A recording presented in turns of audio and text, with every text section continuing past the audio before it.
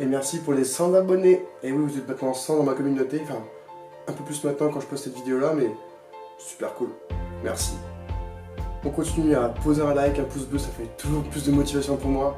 Laissez un commentaire en bas de la vidéo s'il y a quelque chose qui vous plaît pas, comment je peux améliorer les choses et tout. Et troisièmement, si ce que je fais c'est très intéressant, n'oubliez pas de partager, ça ferait toujours plaisir. Et n'oubliez pas, I have a dream, that's one day I am a YouTuber. Yes. Toi qui t'abonnes à ma chaîne, tu es un saint. Bref, aucun rapport, thème de la vidéo. Aujourd'hui, on va parler de personnes qui sont peu connues ou alors qui méritent d'être encore plus connues. Regardez qui est là. Dites-lui bonjour. Hop là. Et la première histoire, c'est l'histoire de Marc Bâtard. Alors Marc Bâtard, c'est qui? Ben, ce mec-là a réussi à franchir l'Everest en 22h29. C'est le record.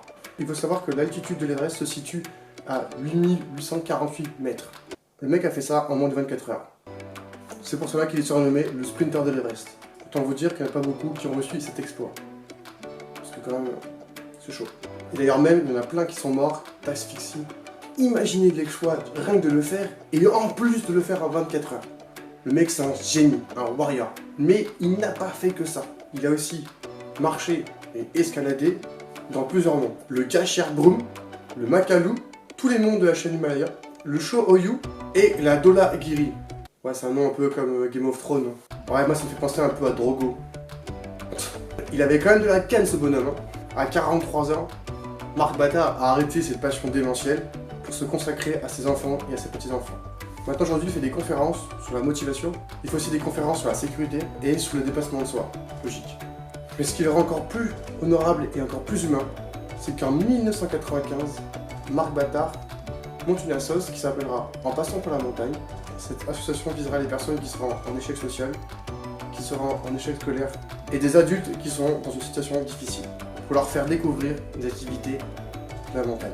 Il a un autre projet, c'est qu'en 2022, il a envie de gravir une nouvelle fois l'Everest pour ses 70 ans, comme il a fait à l'autre fois, c'est-à-dire sans oxygène, pour l'aider.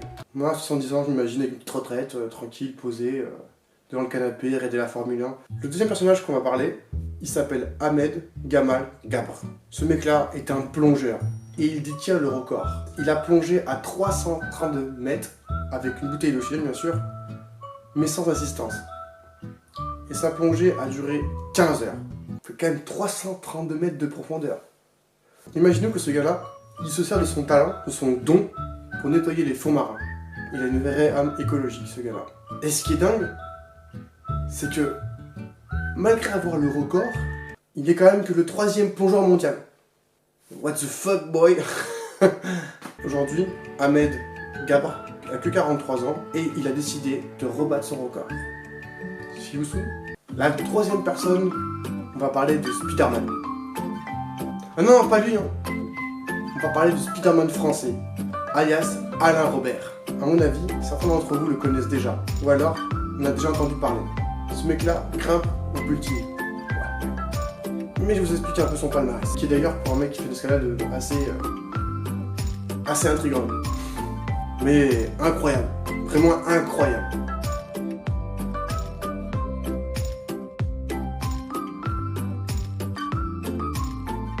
Je crois qu'il n'y a aucun mec qui fait de l'escalade qui a le même palmarès. Dans les années 90, 91 et 92, il reste uniquement sur les falaises. D'ailleurs, il arrive à grimper des parcours les plus difficiles au monde. Je les connais pas spécialement de tête, hein, je suis désolé. Il a grimpé la nuit des lézards et il a aussi grimpé l'abominable homme des doigts. Bref, ces pistes-là sont réputées pour être les plus dures au monde. Alain Robert commence à en avoir cette passion et il décide de se mettre au hockey sur glace et il devient champion du monde. Voilà. Non, c'est pas vrai, c'est une petite blague.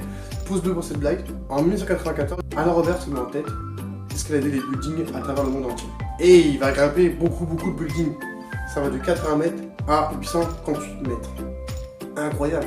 Il a escaladé la tour de TF1, la tour de la Fédération, le One Canada Square, le Heron Tower, l'Empire State Building, le Golden Gate Bridge, le Sydney Tower et surtout le plus grand monument au monde, le Burj Khalifa.